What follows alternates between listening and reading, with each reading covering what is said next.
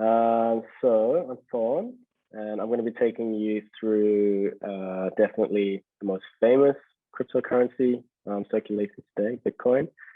It's an enormous topic. There's a lot of high-level discussion to be had, and I think as time goes on, one thing that at least I'm noticing as well, listening to various experts, is that the level of thinking is really starting to become, I wouldn't say necessarily complex, but extremely philosophical almost of nature. It seems like Bitcoin is turning into something maybe even bigger than it was initially intended to be. So as far as things go, I'm going to try and do it some justice here, but we're also going to have to be very quick. This presentation probably is longer than time allows. So forgive me if I'm racing, but I'm going to try and just like smash through a lot of it. And so yeah, feel free to load up any questions in the chat as we're going, and I'll be more than happy to touch on them a little bit later on. So here we go, the history, timeline, ecosystem, and use cases of the world's most popular cryptocurrency. So what we're going to be exploring today, what is Bitcoin first and foremost? Who started Bitcoin? Why was Bitcoin actually created? How does Bitcoin work? Bitcoin timeline and history, the Bitcoin ecosystem, and then the social and political sentiment. So let's get into it. What is Bitcoin? So if we were to zoom right out, essentially Bitcoin, it's a decentralized digital currency, meaning that it is without a central bank or single administrator, and it can be sent from user to user on a peer-to-peer Bitcoin network. So as Bitcoin is a type of cryptocurrency, there is no physical Bitcoin. It's not like these coins, which we actually see here in this illustration, unless you actually make it and you put your address on it. They don't physically exist out of necessity. And only balance is kept on the transparent public ledger that everyone has access to. So yeah, essentially this is an important concept to understand, which we're going to come back to a few times throughout this presentation. But essentially, as well as being a network, it just is basically a ledger. And all it's really doing is it's just determining what wallet holds what, and then making sure that there's no double spending that actually takes place. So unlike fiat currency, Bitcoin is created, distributed, traded, and stored with the use of a decentralized ledger system known as a blockchain. All Bitcoin transactions are verified by competing decentralized nodes using a proof of work architecture, which as time is going on is becoming more and more contentious due to its energy usage. But I think given that it is potentially perfect money, there's ways to overcome these problems. So here's a really nice big overview of what the entire Bitcoin network actually looks like. So effectively, if we start here from a merchant, we have the opportunity to use Bitcoin to pay for certain services. These then go into a network, which are sort of processed by the miners. The miners then add to a block. The blocks then get confirmed, and the confirmed block then joins the complete blockchain here. Within the network, of course, we have users, we have wallets, private keys, and a series of different network nodes, which are located around the world to actually help facilitate the transactions and add to some of the decentralized aspects of what's actually going on. So Bitcoin symbol, here we have it, very famous. I'm pretty sure everyone knows this. Given the current state of things, Bitcoin has a 46.51% capitalization of the entire crypto market, which is enormous. Ethereum is coming in at 20, and then we have a series of other coins here. So as of the 1st of September 2021, the market cap of Bitcoin was 776 billion. So we're getting very, very close to a trillion. 24-hour trading volume of 36 billion, a circulating supply of 18.7 million. So what's interesting to note here is as the total supply is 21 million, we've already mined and have access to 18.7 million. Given that some of this is actually probably lost as well, because I think as Bitcoin was initially getting started, people were a little bit careless with their passwords or their private keys, and some people actually cannot access their Bitcoin now. I even heard a funny story about a guy who had Bitcoin stored on a hard drive, which he then threw away, and he's now trying to petition the council to allow him to dig up the tip site so he can try and actually access the hard drive because it's got millions of dollars of Bitcoin on it. So we'll see how he actually goes. So here we are. Current price as of yesterday, 47.98. I believe today we're actually getting very close to breaking 50. Market cap we touched on, Love the trading volume we touched on as well. But here we can see the price action over a year. So even given this little drop we experienced previously, as far as things go, we're still on a very, very good trajectory to wider adoption and much higher price action as well. We do see a bit of a drop off in volume here though as well, but who knows if that's going to be picking up soon or not. All right, so who actually started Bitcoin? So it was invented in 2008 by an unknown person or group of people using the name Satoshi Nakamoto. Satoshi Nakamoto, the now so-called father of Bitcoin, initially published the Bitcoin white paper across various cryptography forums, and from 2008 to 2009 was assisted by other developers to improve the code ahead of its launch.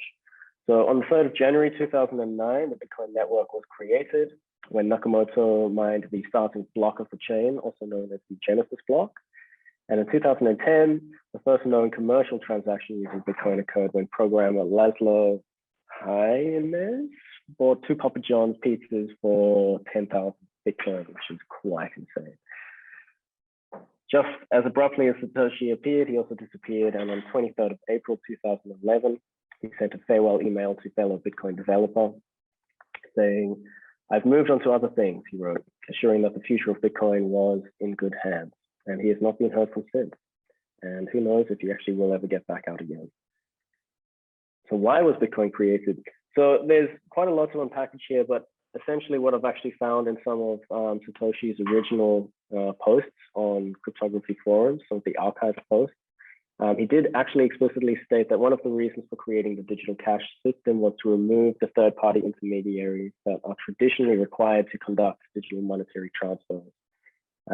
Third parties incur significant costs for conducting these services, and these costs are then passed on to end users and can also restrict transactions below a certain size. So there's not really a good opportunity for tipping, like we're actually seeing now happen on Twitter, which a friend of mine just showed me the other day, which is super cool. So the costs include covering back office expenses, the effort it takes to collect and reconcile transactional data, taking appropriate security measures, costs related to the risk of security breaches, given that they are centralized repositories of sensitive data, and accounting for fraudulent activity. So the costs associated with having to refund money in the case of fraud, among many others. So in short, card associations like Visa and other large incumbents of today's electronic payment system impose a lot of fees. These are alone generated over $21 billion in revenue in 2020, simply on fees, which is actually insane. Bypassing these players was certainly a motivating factor for creating Bitcoin. However, there's even more to it. And on February 2009, Satoshi wrote the following on a peer-to-peer cryptography forum, saying, "The root problem with conventional currency is all the trust that is required to make it work. The central bank must be trusted not to debase the currency. The history of fiat currencies is full of breaches of that trust. Banks must be trusted to hold our money and transfer it electronically, but they tend to lend it out in waves of credit bubbles with barely a fraction in reserve, also known as fractional reserve banking." So further to this, embedded in the Coinbase of the Genesis block created by Satoshi was the text, "The Times, the 3rd of Jan 2009, Chancellor on the brink of the second bailout for banks." So obviously Satoshi, the person or the group, were very sensitive to what's happening with monetary policy, and this was kind of an antidote to a lot of the problems that they saw. And to this day, I think it basically stands as probably the best shot we have at getting away from monetary debasement. And this is definitely food for thought, as 40% of US dollars in existence were printed in the last 12 months. So I think when that actually sinks in, the extent to which things are now beginning to spiral out of control, I think we really do need to be prepared to pivot to something a little bit more stable. So how does Bitcoin work? So let's quickly cover the basics so you can get a perspective on the whole system. So it's very easy for anyone to get started with Bitcoin without understanding any of the technical details. You can basically get started by installing a Bitcoin wallet on your computer or mobile phone. It'll generate an address for you, a Bitcoin address. And you can then give this Bitcoin address to your friends, family, business partners, whatever it is, and they can then transfer Bitcoin to you if they already hold it. So it's very similar to how email works. What I would note as well, there's a lot of different kinds of wallets, and there's obviously the Bitcoin Core wallet, which is one of the first wallets as well, which is free and available online at bitcoin.org. So a very quick overview of how a transaction actually works. I love this diagram because I think it really distills everything very nicely. So say we have Alice here who wants to buy a product from Bob using Bitcoin. So she basically initiates this transfer. So essentially the Bitcoin then comes into this section here. When she uses her private key, she signs a message with the amount of Bitcoin in Bob's address, requesting a transaction to be made. The transaction requested by Alice is bundled into a block with a lot of other transactions. The block is broadcast to all mining nodes in the Bitcoin network. The network of nodes validates Alice's transaction, as in, does Alice actually have this Bitcoin? Can she actually be spending it? And can it go to Bob? If everything lines up, the first miner to validate the new block for the Bitcoin, block for the blockchain, receives a portion of the Bitcoin as a reward. So Alice does pay a very small transaction fee to initiate this transfer. The transaction is complete and the new block is then added to the blockchain. And importantly here, the block is permanent and cannot be modified. So there's no double spending possible. And shortly after, within about 10 minutes, Block receives his Bitcoin from Alice. So just noting that this system has been augmented a little bit as well with adaptations like the Lightning Network. That goes a little bit beyond the scope of what we're going to be dealing with here, but it will be touched on tomorrow at the World Bitcoin Forum. The balances in blockchain. So the balance is basically this public ledger that we spoke about previously. This is essentially what the blockchain is. It's just a transparent public ledger. Transactions and private keys. The transaction, as we've just witnessed before with what happened between Alice and Bob, is just a transfer of Bitcoin from one person to another, as specified by the blockchain. And the mining. So mining is a little bit confusing for some people to get started with. But essentially what's actually happening is the mining is the processing and it's the process by which the blockchain can actually determine the authenticity of a transaction and to ensure that there is no double spending. So it enforces a chronological order of the blockchain and protects the neutrality of the network, and it allows different computers to agree on the state of the system. So to be confirmed, transactions must be packed into a block that fit very strict cryptographic rules. Mining also creates the equivalent of a competitive lottery. It prevents any individual or any sort of mining body from easily adding new blocks to the network consecutively to the blockchain. And in this way, no group or individual can control what is included in the blockchain. So this really speaks to the decentralized nature of what Bitcoin actually is. So timeline in history. Now we're going to race through this one a little bit. This is probably longer than it needs to be. But essentially what I found interesting here is that the groundwork for Bitcoin actually started a lot earlier than I was aware of. So 1976, inspired by the work of computer scientist Ralph C. Merkle, cryptographers Whitfield and Diffie and Martin Hellman published the white paper New Directions in Cryptography. 1983, computer scientist David Shum creates eCash. And in 1997, building on what Shum had started, cryptographer and cypherpunk Adam Back invents Hashcash, which is using the proof of work system that will later make Bitcoin mining possible. So Satoshi didn't just pull all of this stuff out of the ether. There was actually a little bit of groundwork laid out, which I think is important to note. 2007, Satoshi begins coding what will soon become Bitcoin. 2008, he publishes the white paper, Bitcoin, a peer-to-peer electronic cash system. 2008 as well, the domain bitcoin.org is registered. And the Bitcoin network goes live in 2009 when Satoshi mines this Genesis block we touched on earlier. And it came with a reward of 50 Bitcoins for mining that first block. So that is pretty awesome. The world's first P2P Bitcoin transaction, Satoshi Nakamoto sends 10 Bitcoins to Hal Finney, a computer scientist and early adopter of Bitcoin, after he mines a block. Also in 2009, Finney became the first person to tweet about Bitcoin. All right, so we've already touched a little bit on this, but this is basically Papa John's Pizza getting paid for 10,000 Bitcoin, which is just crazy to think of now. And since the two pizzas cost $25 and the transaction was settled with 10,000 Bitcoins, the cryptocurrency community agreed that a single Bitcoin should be worth 1/4 of a penny. Bitcoin now had a monetary value and an exchange rate. So very interesting how that actually came about. 2010, just a few months after Laszlo Hines, I'm totally butchering his name, my apologies, ate what would become the world's most expensive pizzas.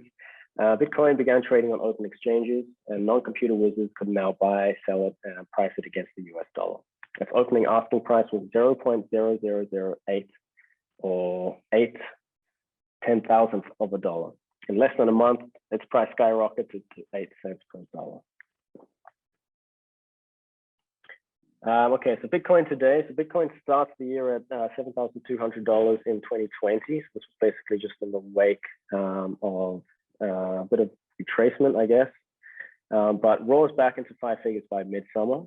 And as the year draws to a close in December, Bitcoin leaps past its 2017 record after trading in the 20,000s for the first time ever. 2021, Bitcoin passes $30,000 at the beginning of January, 50,000 1 month later in February, and then 60,000 just 1 month after that.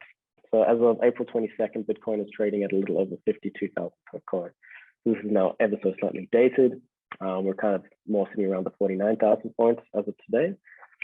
As of April 2021, some of the world's biggest and most recognizable brands are accepting Bitcoin as a form of payments. You can buy it just about anything, anywhere with a Bitcoin Visa or MasterCard. So Binance now actually offer a Binance card, and you can actually pay crypto, or using your crypto, you can go to almost anywhere that accepts Visa, and you can actually pay for things, which is a very, very cool amount of adoption that we're actually seeing there. And of course, all of the other stuff with Elon and Tesla and PayPal, as we'll soon see as well. So the Bitcoin ecosystem, it's a very powerful and a magnificent ecosystem, and it decouples the concept of centralized organizations and allows developers and enthusiasts to all participate in the evolution of Bitcoin. So in many ways, the Bitcoin paradigm is in line with today's market shifts. The shifting of centralized management to self-management in the workplace, the rewiring of markets to bring buyer and seller interactions closer together, rather than relying on centralized intermediaries, and the proliferation of platform-based business strategies that use supply-side economies to scale, to open up businesses from the inside out. An example, we have Uber and Airbnb.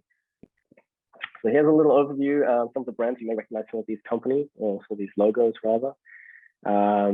And I think that what I've even noticed in preparing for the World Bitcoin Forum, which is taking place tomorrow, is that the ecosystem is it's evolving at an exponential rate now. Because even trawling through Twitter to find speakers for the Lightning Network, there's just more and more and more of them popping up. And I think the general understanding of blockchain systems and general development ecosystem as well is so welcoming that we're just starting to see adoption really kick off at an exponential rate. So we have the information here. So this is like bitcoin.org and a lot of the other platforms that basically teach you about Bitcoin, basically offer what I'm offering in this presentation here. We have nodes, which are involved with actually the processing of transaction data. We have development, we have payments, we have adoption, privacy, mining, trade, and custody. So notable adoption of PayPal, I think one of the first biggest ones was probably, was PayPal, excuse me. Notable adoption one is PayPal.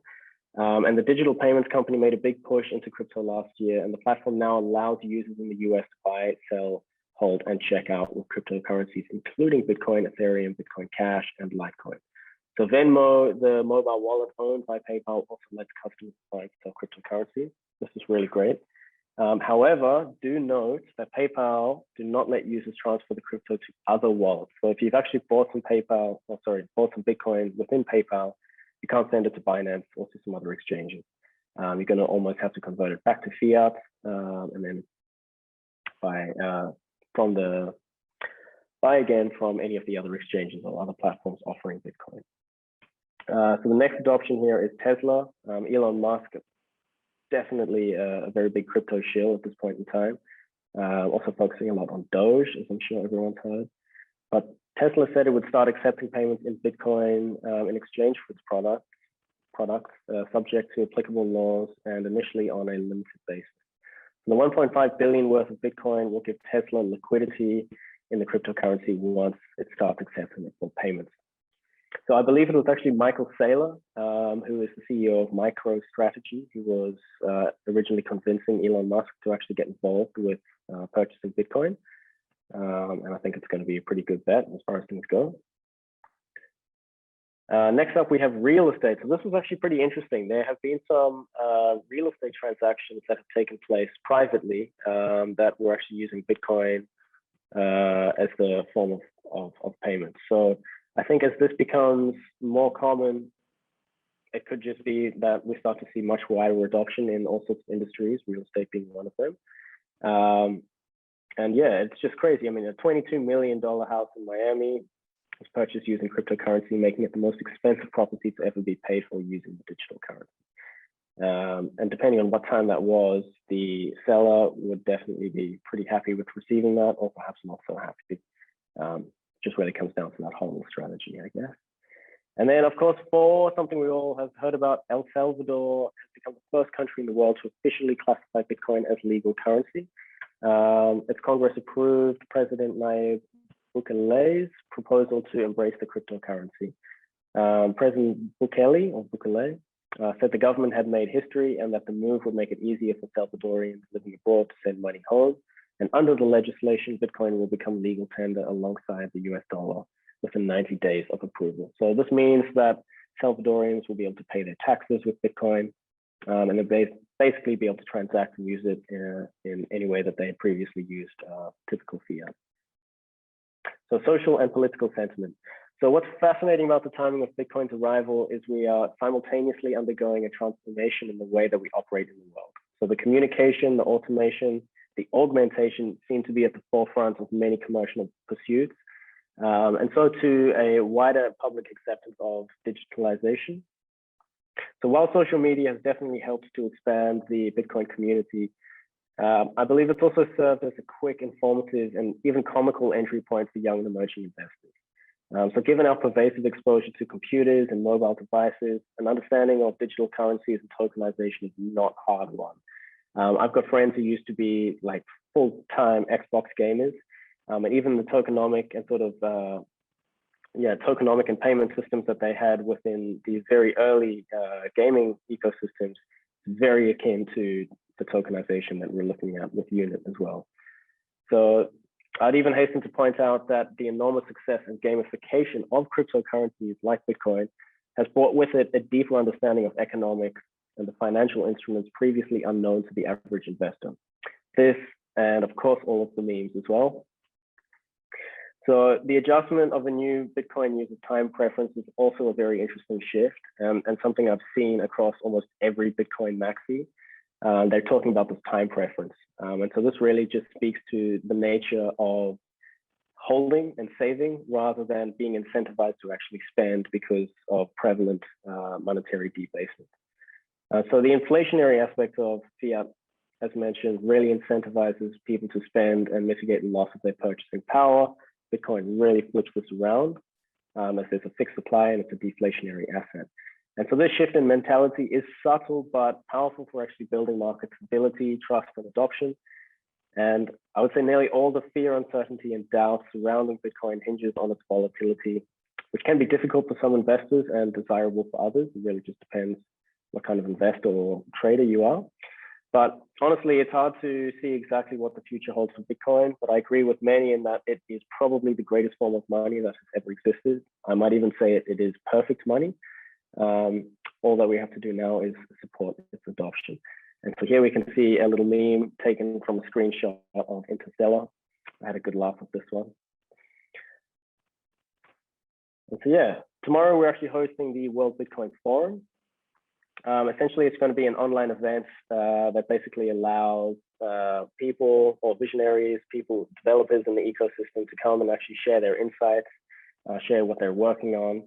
And so we can get sort of a broader understanding of people that are actually directly involved with the ecosystem. So the speaker slot, 15 to 20 minutes, and then there's going to be some Q&A at the end. And a little bit of break between. Obviously, it's completely free because we're here to really help sort of educate and onboard people into cryptocurrency. And so yeah, if you want to get involved, feel free to head to the Bitcoin Forum landing page at Unit Conference, or you can use this link to actually sign up and speak directly below. Of course, you can just hit me up on Telegram, or you can drop a message into the chat. That's all well and good. So thank you all so much for being here and participating. If you guys have any questions, fire away.